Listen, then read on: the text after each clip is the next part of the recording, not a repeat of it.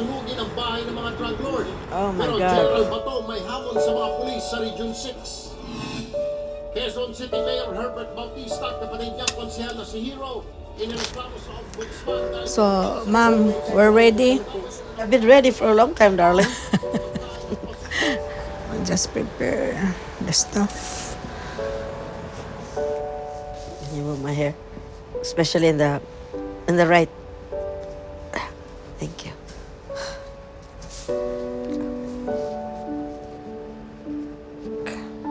Gonna remove this one. I'll move forward. Okay.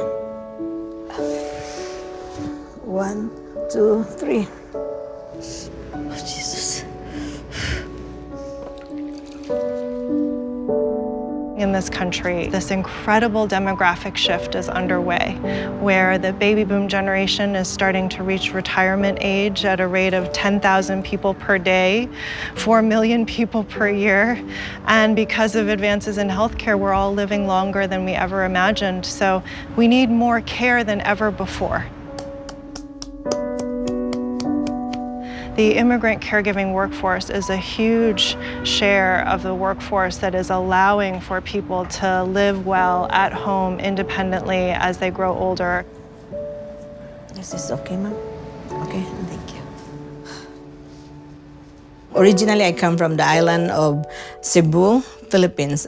I decided to come to America, and right now, I'm a caregiver. Life here in America is different. I don't have my family to take care of me here, but I've decided to stay here because I wanna seek out a better economic opportunity and be able to send money home to my grandson. Give Lola a kiss.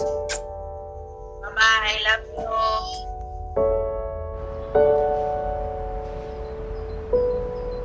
you. Yes, you're good.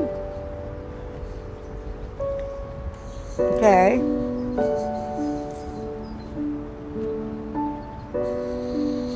It's everyone's dream to go to the United States and establish a good life. But when I got here, I was working like a slave, 24 hours, and then I didn't have a days off. This consumer right now that I have, they changed my life, and they're paying me right. That's nice. Bob, you remember? The first time we're about to do the live drawing before the painting, what did I say to you that time? You said to me you couldn't do it. I said, whatever I do, you do. We're going to be in the National Gallery with our paintings together. Look at that. It's coming together. I am so grateful. You know, giving me a chance, opportunity, you know, fair pay. I'm very fortunate too. Are you? You helped me so much. Right? You're there for me, and you're unreal. Unreal. Los Angeles is home to the largest concentration of domestic workers in the country, many of whom are undocumented. Caregiving is the resource that makes everything else possible in our economy. We created this movement to bring family caregivers and people in need of care and support together to create a resource, create a place for training and empowerment for this workforce. We're calling together a special campaign committee meeting this morning. There's a lot that's really building momentum. When I got to this organization, the Pilipino Workers Center, I felt like I have a family. I became an activist because of the abuse that I've been through. We're here, we're fighting for our rights because if we win this, then it's not just for me, but it's for all the domestic workers. We just saw that in our community, there wasn't yet an organization that was really looking at the needs of workers. We knew that this is where we needed to be.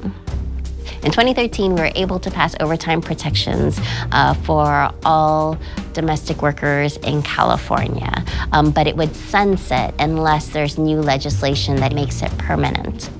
Until last October, caregivers could be paid $1 an hour, and it was completely legal on a federal level because they were not protected by even basic minimum wage protections.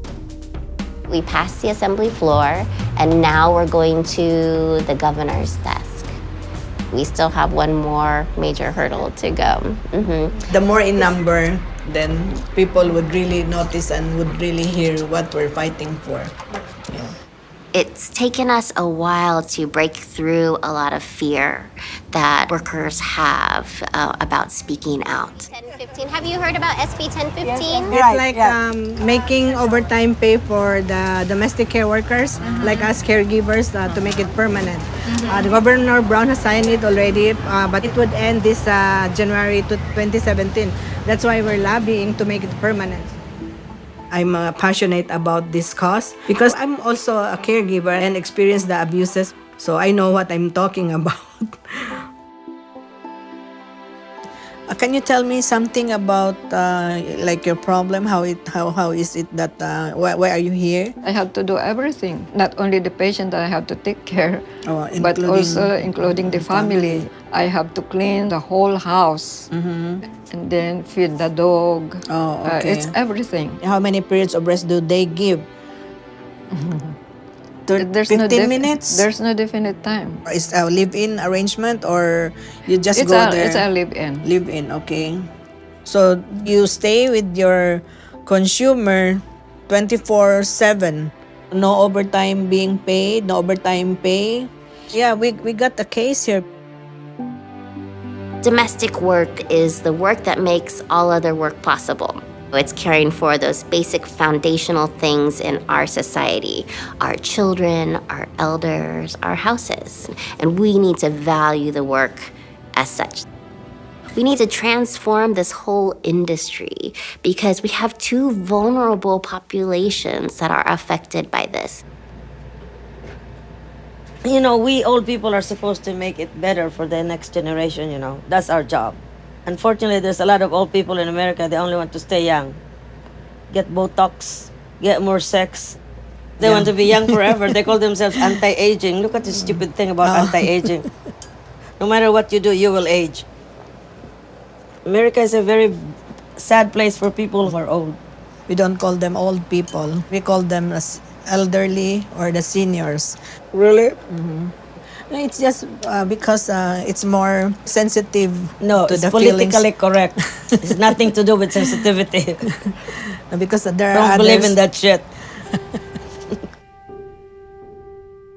We're all caregivers in one form or another, and we're also all in need of care, or will be.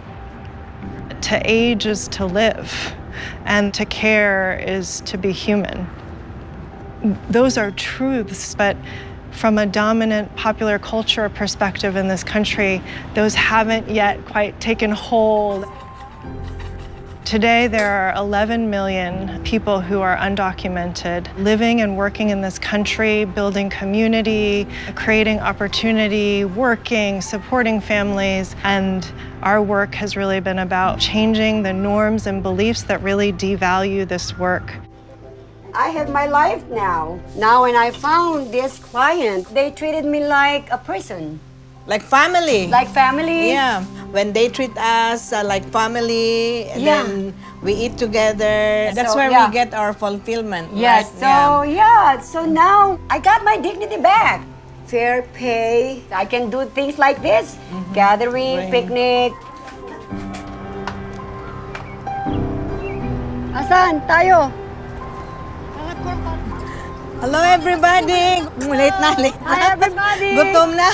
A tourist spot is the mural, and this mural was made by a Filipino muralist. He incorporated the Filipino-American story, starting from the farm workers. So we are now the professionals, the caregivers, the doctors, the nurses that migrated here in the U.S., and we are still continuing our struggle. Present. Maybe our face would be up there in the Yeah. near future.